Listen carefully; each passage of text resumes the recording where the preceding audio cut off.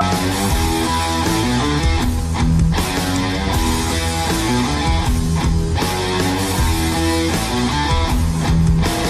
yun nga sa mga ka-jacking sa TV pa ito, no. So in this video ay isi-share ko sa inyo yung mga tones or yung mga nagawa ko dito or na-invento ko ng mga tones pagdating sa effects ko dito sa Vox Stomp Lab 2G ko at yun sa Vox Saturator sa distortion ko. Yan, as promise ko yun nung itong nakaraang vlog ko na mga kasya. Kaya di ko na patatagalin pa. So, zoom in na natin yung camera dito sa pedal para makita ninyo kung paano ko ba siya nagagawa. Kaya, yun. Let's go. So, yun na mga kasya. So, nandito na tayo sa pedal ko. And as you can see, which is yung Vox Saturator distortion ko na signature pedal ni Joey Satriani. Then yung 4 and 5 years ko na Vox Stomp Lab 2G na buhay pa rin. Yan lamang yung makikita ninyo. Then yung cable, patch, then yung daisy chain, tas yung itong tabla na ito kung makikita naman ninyo, no. Kasi pinatong ko dyan mga pedal ko na ito kasi madulas kapag sasaig at naka-tiles kasi. Then yung pa ako makikita ninyo. Iisa-isahin ko sa inyo na ano ba yung mga ginagamit kong mga effects dito sa Stomp Lab 2G. Share ko naman sa inyo yan, pero may mga karagdagan ako na invento lang dito sa Stomp Lab 2G na meron pala itong tinatago. Kumbaga may bypass pala siya. Noong time na hindi ko pa nga ito naunawaan, sabi ko anong sa vlog ko na ito. Basta-basta lang ako naghahanap ng tunog dito sa Stomp Lab 2G. Pero noong time na March 2023, ngayong taon lang ito, doon ko na ina-bypass pa. Nakaka-invento ng mga effects, etc. Share ko na sa inyo yung mga yung ginagamit ko dito. So, unahin muna natin, which is yung wah. Yung time nga nung 2019, 2020, 2021, yung wah ko kasi inalipat ko pa. Lumilipat pa ako sa ibang kategory. Pero dito sa rock category, nandito lang pala ito sa number 59 na ito. Basta-basta lang nag-ano. Pero nung pagkatapak ko, sabi ko, wah ang tunog. So, sabi ko, okay, dito na babase ng wah. Tone test na parinig ko sa inyo, ito yung clean tone, yung number 59 na na nandun yung wah. So, clean tone. Then, kapag tinapa ko ng todo, makikita nyo may mag-ailaw dun na pula. Yun. Sound check na wah. So, gamit ko sa gitara ko, Stancel 7HB Les Paul. Namin ko pa rin. Then, ang gamit ko na pick up ay yung bridge. So, pakinggan ninyo.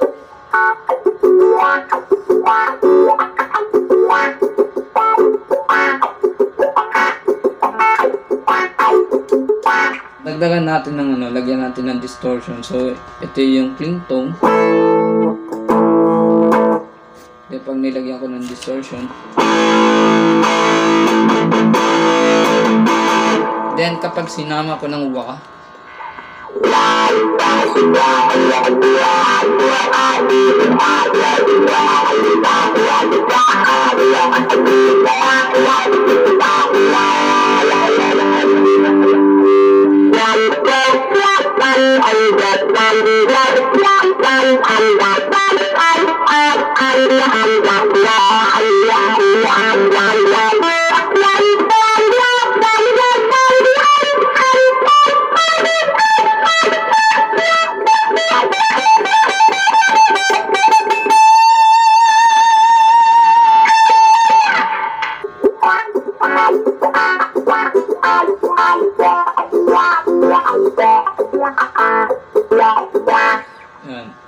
yung wah ko sa number 59, category rock. Next naman na ginagamit ko naman na tunog dito, which is dito na sa category ng rock and roll, na hindi ko alam kung anong tunog to o comment na lang kayo kung anong effects ito. Bypass din to. Yan.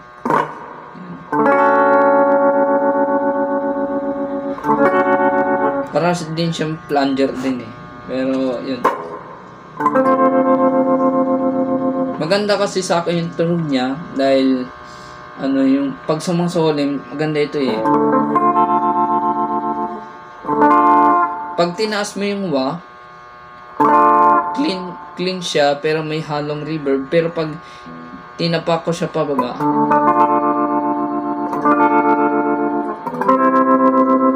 yan, para siya tunog plunger siguro.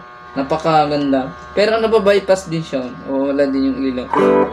Yan, clean tone siya. Yan. Pero try din naman natin kapag may sinama ng distortion.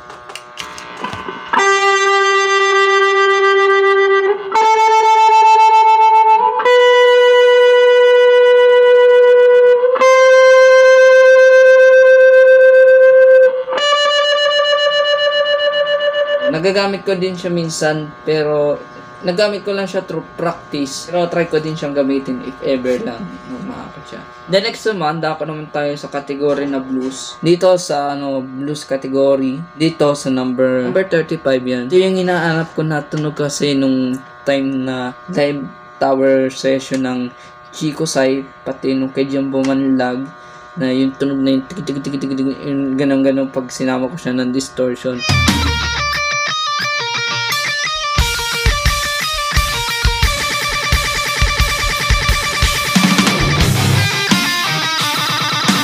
Parinig ko sa inyo, so ito yung clean tone niya dito sa number 35 category blues. Yan. Tapos pag tinapa ko siya, which is ang effects niya ay plunger. By the way pala kung may nagkamali man ako na effects na tunog na sinabi ko ay plunger tapos hindi pala, so comment na lang ninyo kung correction na lang ninyo. Kapag siya nakataas, may konting tunog na na plunger or kumbaga naka-clean tone lang, pero pag binaba mo siya, yun yung tunog niya. Pero pag sinamahan ko ng distortion, napakaganda ng tunog. So parinig ko sa inyo.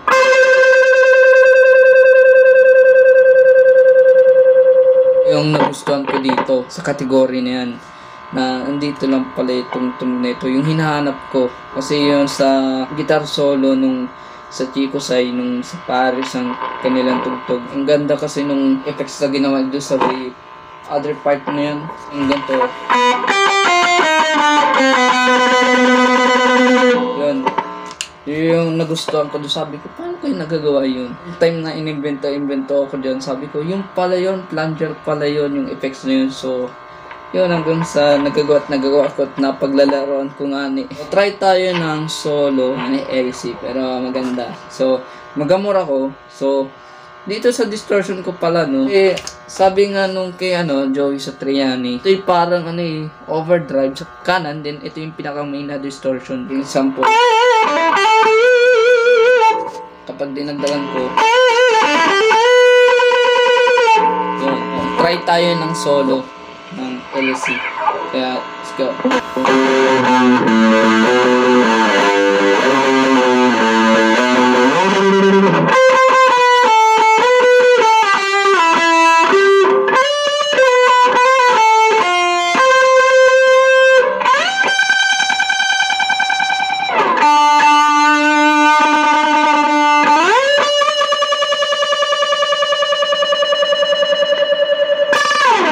Napakaganda ng tunog na yun, mga katsya. Sabi ko, gagamitin ko siya kapag mga effects na maganda na mga analog pedals. Pero ilalagay ko ito per plunger. Gagamit ko siya per plunger. Isa pa, try natin yung solo ng Paris.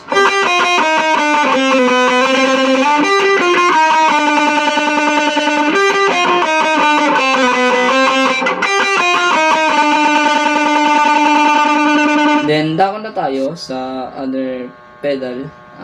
Dito, category net pop na category dito sa Vox Stomp of 2G. Dito sa category na ito, clean lang siya.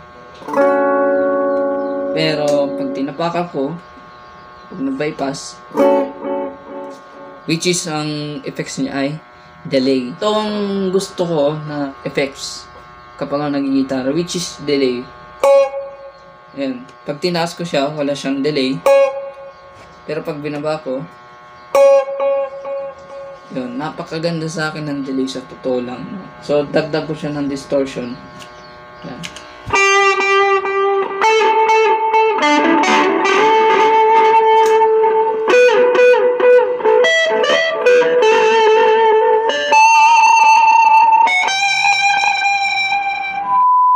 So yun mga katsa, so yun lang yung pinarinig ko sa inyo effects dun sa Vox Stove Lab 2G. So yun pa lang naman yung mga na-invent or mga nahanap ko dito ng mga tones dito sa Stove Lab 2G.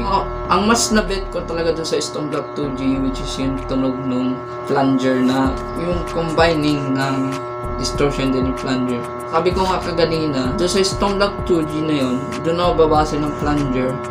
At kapag may mga sarili na akong may mga wow, overdrive, delay, reverb, distortion, kaya yun, so, kapag nakompleto ko yan, ay doon sa Stove Lab 2G, doon ako babase ng flanger. No? So, napakaganda ng tunog sa akin, pero ulitin ko ulit. At nakakatuwa at sarap paglaro-laruan. Yun, no? Para tunog alien. No?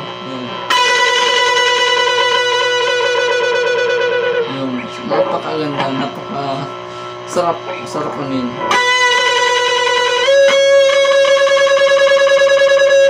Pero marami pa akong gustong mga tunog na hinahabol, no? Lalo na kay Jumbo Manlag, dun talaga ako na-inspire na mga ganong effects. Kahit din kay Tom Morello. So, yun lang, at yun lang na i-share ko sa inyo. At hope na magawa nyo din yun sa may mga Vox Stove Lab 2G dyan, or kahit wala, magagawa nyo rin yan ng mga katsa. So yun lang ng mga katsa, at hope na nag-gets nyo or naunawaan ninyo yung mga pinag-explain ko dito sa video na ito, no? So dito ko natapusin itong vlog ko na ito. Kung nagustuhan nyo itong video, like, comment, share, and subscribe, and follow kayo sa aking FB page at sa aking YouTube channel. Then pati rin sa TikTok, please follow sa aking TikTok na yan, Kincha TV. Diyan kayong chat out. Peace at palagi keep safe and God bless sa inyong lahat. Peace out.